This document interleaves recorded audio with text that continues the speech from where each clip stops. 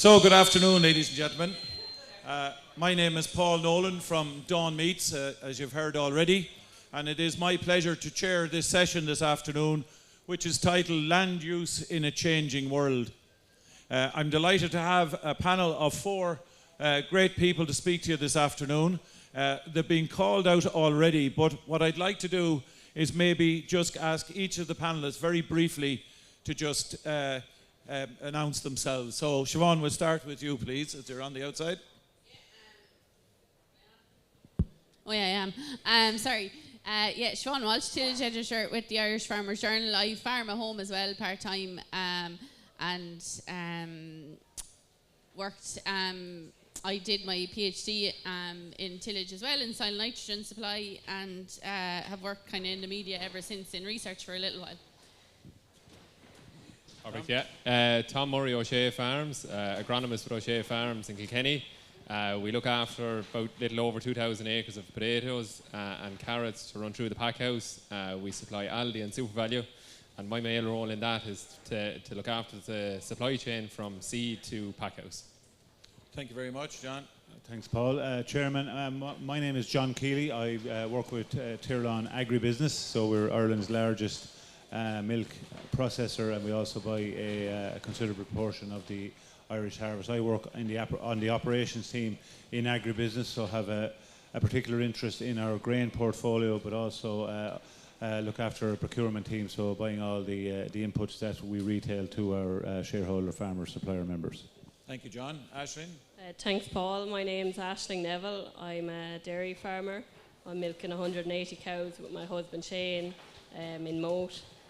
I'm also on the board with Lakeland Dairies, so I'm busy keeping the dairy farming world going. Thank you very much, and thanks to all the panel. So we're just going to have a general chat today about, as we say, land use in changing times. And I suppose maybe to kick off, we are in changing times. I don't think any of us would have thought some years ago that cows would milk themselves and farmers would be looking at so many different alternatives that are out there today, whether it's wind projects, solar projects. We know about forestry, horticulture, and of course the more traditional tillage, beef and dairy and so on.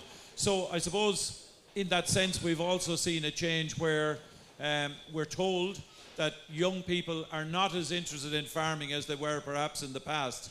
And I suppose that's a good cue to talk to Aisling and say, you've done it. And the question to you really is, why are you doing it? And is it relatively simple for younger people to get involved if they have a desire to do so? Yeah, thanks, Paul. I think it is a great career, and I definitely it has a good work-life balance, but maybe getting into farming isn't so easy for someone that's not from a farm or doesn't have a farm at home.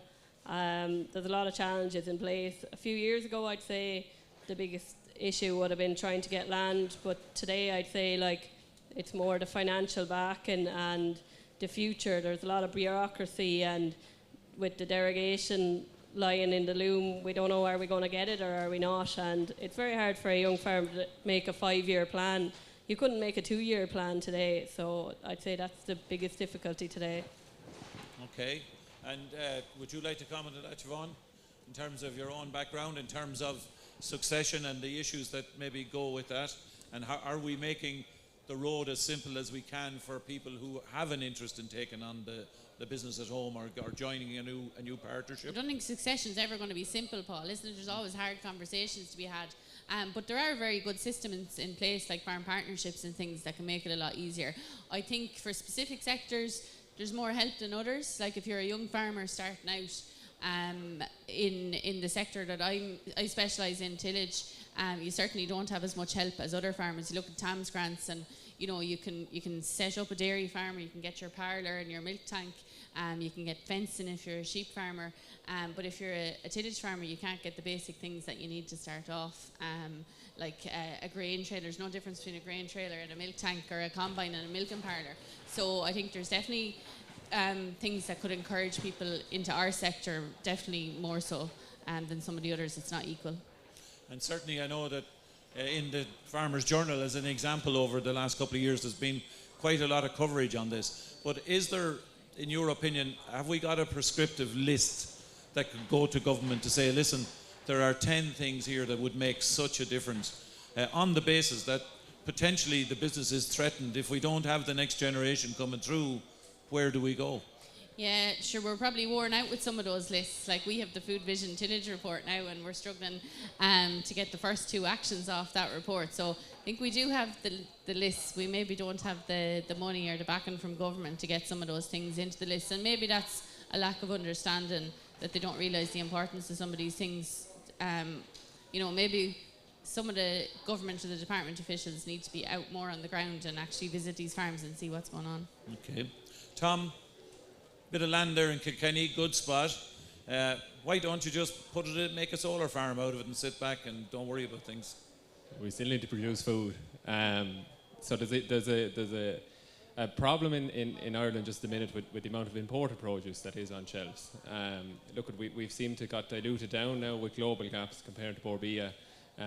There's very few Borbia labelled vegetables on the shelf at the minute. We have a food service sector that has no criteria for Irish, and what's more, we have a government procurement sector that has no criteria for Irish. So there's about €1 billion of produce going through that government procurement each year, and there's not one tick the box that it's Irish or not, and no traceability on it. So that's one problem. I think just to touch on the succession, then we do see a problem in succession in terms of field vegetables. Field vegetables is on a contract price. As we've seen over the last couple of years, we've had very favourable weather conditions. On fixed prices, we can go out, fix a price in January, buy all the inputs on farm in January, and then get delayed until maybe April or May in planting. So we've lost effectively 2 to 3 months of growing there. So our yield or our net yield is going to be dropped because of that. The way we look at it in terms of succession, and we've gone through a lot of our producers in it, so there's 3 different scenarios of succession that we see. So number 1 is everything is hunky-dory. Someone either starts out on their own or they get handed the reins quite quickly at home. Number 2 then is someone that possibly hasn't identified a successor, or maybe there's a couple of successors coming along and they just haven't put their name in the hat yet. And the third one, which is the one we see the most, is that it's not profitable to have 2 households running out of the same business. We see that a lot in the field vegetables and in the tillage as well, that if you have a 200-acre family tillage farm or family vegetable farm, there's not enough profit there, firstly, to start for a second household to come in. The cash flow is not there, in that you're 1 crop, 1 year, 1 payment. And thirdly, as Siobhán said, there's very little support there in terms of reinvesting in machinery. Machinery costs have gone out of control over the last 5 years with inflation, and there's not support there for that. So within tillage and within field vegetables in terms of succession, we need to look at what's working. So what is working, and we look at the dairy industry, we see that continuity of payments is there, or cash flow is there, profitability is there, which is a key one. And if you have a 200-acre family farm and you go milking 100 to 150 cows on it, there nearly is enough income for 2 families in that. So we need to look at what's working and take practice from them. Okay, and is the technical advice there for you, be it from Teagasc or any of the other advisory bodies, to technically make that happen on Yeah, so look, I mean, on the field vegetables and potatoes is not there, hence O'Shea Farms have a meaner role as an agronomist, so that's not there. They're not a big enough category in the country to put research behind that. We get a lot of research from Scotland, the UK and Holland and further afield. The tillage end of stuff, Siobhán, you probably better answering on that. It is there. It does need a bit of a kick on. Yeah, definitely. Yeah, it's there, and research. There's lots of research. Probably is a shortage of tillage advisors on the ground, though, Tom. And I think the Teagasc tillage advisors are under severe pressure with paperwork and probably don't get out to farm as much. But I know they are working on trying to change that at the minute. But definitely they need boots on the ground. Like, we've great advice from our merchant trade here in Ireland, and I know that person is selling you the chemicals, but farmers aren't stupid. They're able to make their own decisions. So I think we have good technical people in the industry. Yeah. Okay, good, and thank you for that. John, just to bring you in at this point, you've heard kind of the tenure of the conversation so far. From your perspective in Tirlawn, are you concerned about the next generation coming, or do you think we're reasonably well off in certain sectors? Yes, so much so, Paul, and thanks for that question. In terms of, we would reach out to our suppliers on a reasonably regular basis. I'm talking maybe every 2 or 3 years, where we would survey the vast majority. I'm talking now, you'd get a response back from 75% of your suppliers, to ask them that very same direct question, okay? And if you were to look at our population of 1,100 grain growers or our 4,500 milk suppliers, they're an aging population and they're getting a year older like us all every year, but their average age is in the mid to late 50s. So in other words, there needs to be succession, like farming. The majority of our suppliers are all full-time farmers, and it's a tough career on the body, and they do need to have people identified coming through. Making sure that that's an attractive business to take over is the number one and key challenge. Obviously, if you look at the dairy sector since quota abolition in 2015, it has gone from strength to strength. It's a really profitable enterprise. It's the leading enterprise in Ireland by a considerable distance. But I think farmers are only getting a fair reward for the work and the effort and the capital and the expertise that they have deployed in that space. So to me, it's probably it's probably more of a vocation than a career. You really, really need to be committed to it, and it's a 60-hour-a-week job for a lot of the year. But I'd say the returns are there. If you will, our other significant cohort of suppliers would be our 1,100 grain growers. That's in a really tough place. We had a fantastic growing season and harvest year and price in 2022, but we've had and are going to have 3 really tough years since. But I'd say the native Irish cereal production is under pressure from an economic return perspective. So while it may be slightly more attractive in terms of labour and time input on a weekly basis, it's very challenging now in terms of asking a farmer to invest a significant amount of money in infrastructure with certainty that that's going to pay itself back. And I think that's probably a key challenge from a succession perspective. And at the risk of becoming too industry specific or sector specific, you know, is there a comment on, say, organic cereal growing? Is that more rewarding? And is there the possibility for people in tillage to do more in terms of, say, a cash crop and introducing sheep in the off season to consume that? Probably where our focus as a grain business has gone over the years, we would always try to focus on maybe differentiating Irish grain from international competitors. So if you look at maybe some of the regulations and legislation imposed on farmers, be it in South America or be it in North America or be it in the Russian bloc, they're able to grow what they can, where they can, how they can. Okay, much less oversight, much less interference. European and Irish grain is produced to a very, very different standard, and we've focused a lot of our efforts on finding value-added markets, so such as our roasting barley contracts, such as our malting barley contracts, that pay over and above, and significantly over and above, the feed grain price, because those customers see the value in purchasing a really low carbon, environmentally sustainable crop that's produced with little to no carbon associated with it. And it's something that we major on in terms of bringing our members' produce to market. It's key. Okay, thank you. And I suppose, ladies and gentlemen, if we take it, ask anybody anywhere in Europe particularly, they will tell you that Irish produce is the best that they can purchase. So whether it's dairy or whether it's lamb or beef or whatever, we don't actually have to start at the beginning to argue how good we are on a quality basis. The question, though, that is starting to be asked, I think, is that at European level, there is a major push now on becoming more self-defensive. Trump says, go stand on your own 2 feet kind of thing. And we're looking at divvying up what funds are there to up the spend, if you like, on defence and so on. But I think, as we all know, if we haven't got food security, we have nothing.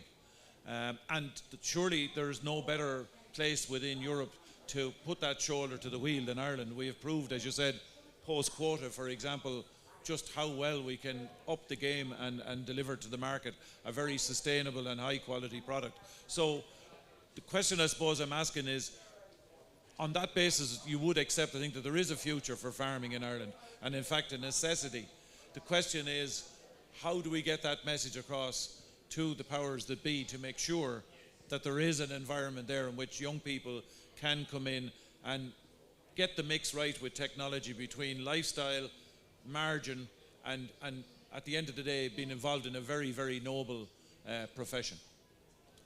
I don't know if any of you want to take that, but Tom? Yeah, I think on the exports, and you touched on it, I think we've done a fantastic job in promoting how good a quality our exports have, and we've completely forgotten about our domestic market of fresh produce or our grains going into the ruminant feedstock. 30% self-sufficient. We're never going to get to 100%, but we're struggling to even get to 30% and pay for 30% and get rewarded for 30%. Same way with the produce, as I mentioned, there's a huge amount of imported produce on the shelf.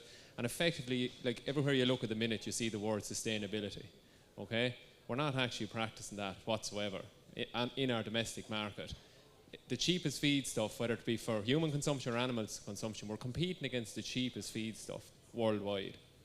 That's a fundamental problem that's there. We need to focus on our domestic market. We need to put in, incentives that supports our domestic market and our domestic produce in order to drive that forward. We see the tillage sector getting €250 a hectare payment or looking for a €250 a hectare payment. It's only a bandage. It's only going to solve this year. It's a few crumbs, get us over another year. There's no 5-year plans there. We're struggling to get the 2 points over the line on the tillage plan. Yeah. It's just, yeah. And there's 28 actions in that plan, and we haven't been able to get through any of them. There needs to be education. Like we do such a good job on advertising, as you said, for our exports and everything, and all these pictures like we have on the wall here, the green fields and everything. But yeah, when someone goes into a supermarket, and I watch them when I'm in the supermarket, I'm looking for the Borbia mark and the Irish mark, and everyone else is just picking up everything off the shelves and they don't care what they're throwing into their trolley. Like all the apples when I went into a certain supermarket last week were from Brazil. Like I wouldn't we're feel now in our Irish apple season as well. It's Irish apple season. I wouldn't feel comfortable eating that apple from Brazil, but people are just throwing this stuff into their trolley. So I don't know, we're always going on about educating consumers, but how do we actually educate them properly? That's something we really need to work on. Yeah, I would say, wearing my hat, the Borbia campaigns certainly on beef have been very effective, and lamb and pork. So is it a question that maybe the horticultural section and maybe indirectly the tillage section has been missed? We're not far off running out of food. Like, I don't mean running out of food, but we saw in England, was it last year, they ran out of salad and fruit and vegetables. And we have 60 field vegetable growers in Ireland now, about maybe less even. We had 400 about 20 years ago. So we do have a serious problem that we maybe won't have as many vegetables as we have now. Even the little we have now, we might have less in a few years' time, and we might have no tillage or grains as well. And since the UK has moved away from Europe, they have a different plant protection product toolbox than we have now with that divergence that's there. So again, the cost of production is lower for them. But as Siobhán touched on there, in terms of the stuff that's on the supermarket shelf, there needs to be a campaign on that to try and push that for more Irish, and to educate the consumers that it's more sustainable to be buying Irish, it's a better product to be buying Irish, and it's supporting local businesses, and it's promoting better food security. And all those. In the field vegetable sector, there's massive innovation, isn't there? And you see, the lettuce that's it still has the roots and the compost on it in the bowl. It's sustainable in every way. It's not the bag that's going to go off in 3 days in your fridge either. Okay, and I suppose we're hearing there to a big extent about industry that certainly feel under pressure. I suppose from the outside looking in, dairy farming ain't so bad. But what are the issues that you think you face? It may not be about foreign imports, but on your side, what concerns you when you wake up? Yeah, I suppose we're all in the same boat there. It's land availability, it's cost of production is what you're talking about beside me, and that's where the stocking rates are so important. We've already been pushed from having a stocking rate of 250 kg of nitrogen per hectare to the 220. That's meant on my farm we've had to take on an extra 25 acres of land to just do the same thing again. We repeat the process and end up at the 170 kgs. Then I'll either have to cut the numbers by 50 cows or take on another 50 acres of land. And that problem is just going to push in on top of all our other sectors.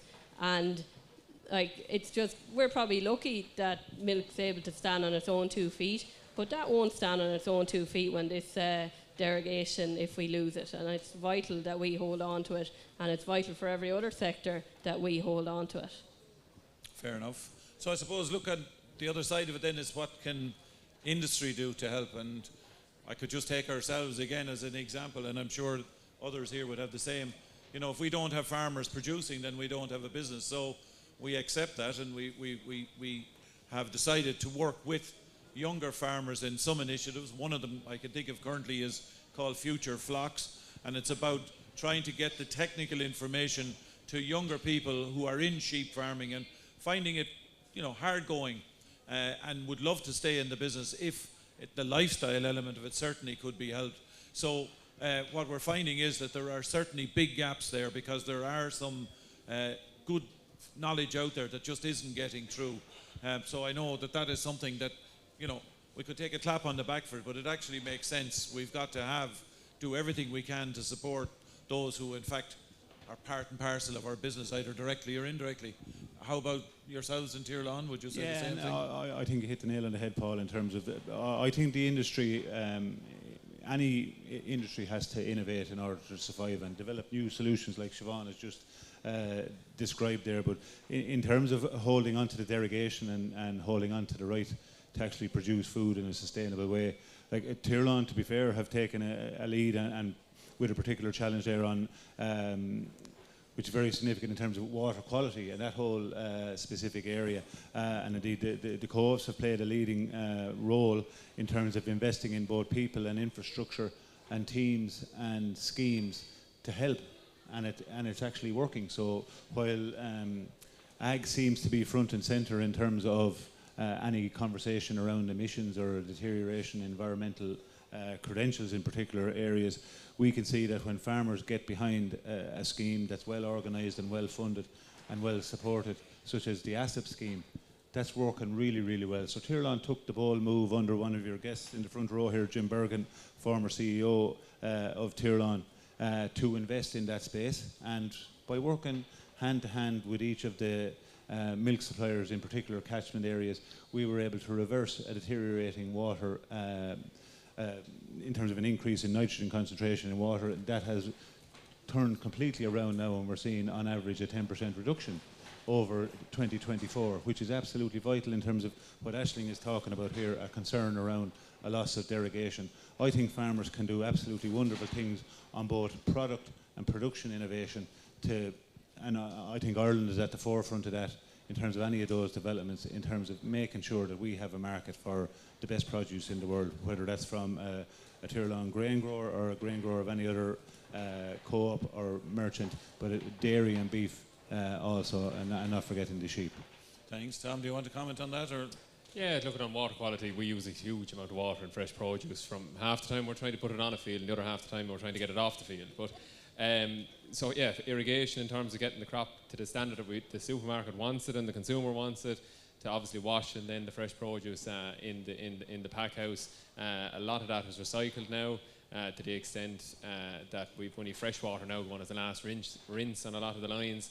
And then the water that we don't recycle and that goes that is waste effectively, that goes down to constructive wetland systems and it gets treated and discharged back to the shore. In terms of the tillage then for the rest of the year, we put in quite a lot of cover crops now, try and stop erosion and stop nitrogen loss in it. And I think in fairness to the tillage industry and the fresh produce industry, and in terms of water, we've done what we've been asked to do and more in a lot of cases, like, you know. So we are, you know, on top of our game in terms of that end of stuff.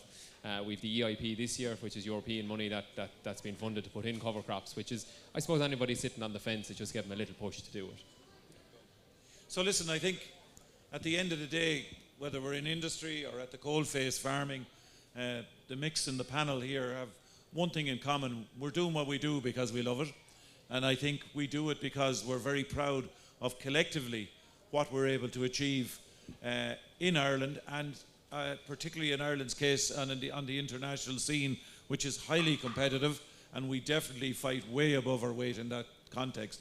So to finish, what I'd like to ask the panel, maybe one by one, is just if you were to make a pitch in 1 minute for why farming in Ireland is so important and that we get the land use for the future right, what would you say? Nice easy one, and I'll start with Siobhán because she's looking away saying, I hope he's not going to ask me first. I think you were looking at flashing when you meant I me was to given, I answer. didn't want you to know I was coming to you. I think, look, we need, as Tom said at the start, we need food and we need good quality food. And I see meat farmers, and I'm on farms every week looking at how they do their job. And as I said earlier, would I choose the apple from Brazil or the apple from Ireland? I'd choose the apple from Ireland, without a doubt, because we have extremely high standards, extremely farmers who care about what they do and follow a huge amount of regulations, which can be, those regulations make our businesses much harder to run, but at the end of the day make our produce excellent quality. Thank you. Tom? Yeah, so we need to look at import substitutions, we need to look at what we're consuming here, and we need to produce what we're consuming here on that. If we consume what we produce here, we have a lower carbon footprint, we have less food miles because of that, we have better food security, and ultimately we're more sustainable as a country. That won't happen without the help of government, without the help of policy within government, and without the help of Orbia. We will change as producers, and I think that the biggest way to, or the best way to summarise that is, we've went through the last 5 years of hugely variable weather events, and we've all had to adapt and change because of that. We need to adapt and change to feed the population that we have here. And that's, when I say feed the population, that's both feed the animals that's here and the consumers that's here. It goes hand in hand. Yeah. And I think what I'm taking out of what you're saying there, it's all about promoting the positives. Rather than going at saying we have to look at imports, because if we want to be a freely trading nation, we have to be prepared to give and take. But we would like people to make considered decisions when they're purchasing the product, particularly, as you say, on the domestic market. On the tillage and the fresh produce, we're taking all the time. We've no given to do anymore. Yeah.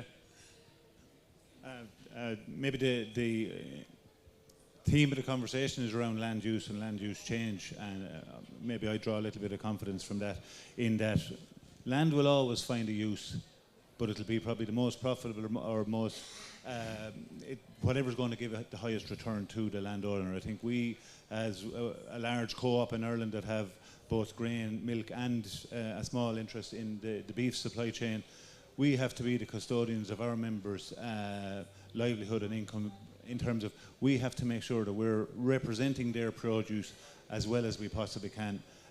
We produce the best dairy products in the world, we produce the best grain in the world, we produce some of the best beef and lamb in the world.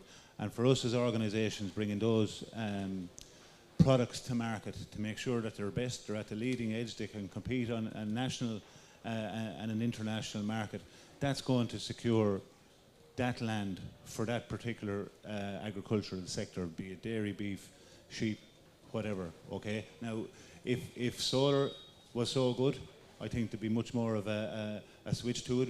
We've managed to deploy about 15% of our milk suppliers today have some form of solar offering on the farm, converting their own energy.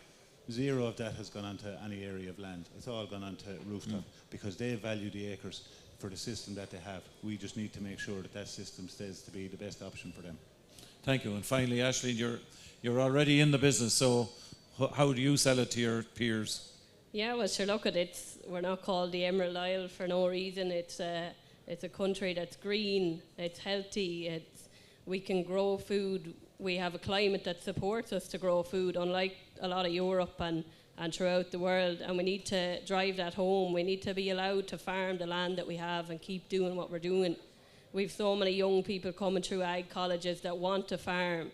And if we keep telling them, no, you can't do it, or, oh, we won't have the land to do it in a few years' time, well, we're just going to turn everyone else away. And we'll leave behind the great asset that we have here that we're looking at today, and we need to really invest in that and drive it home.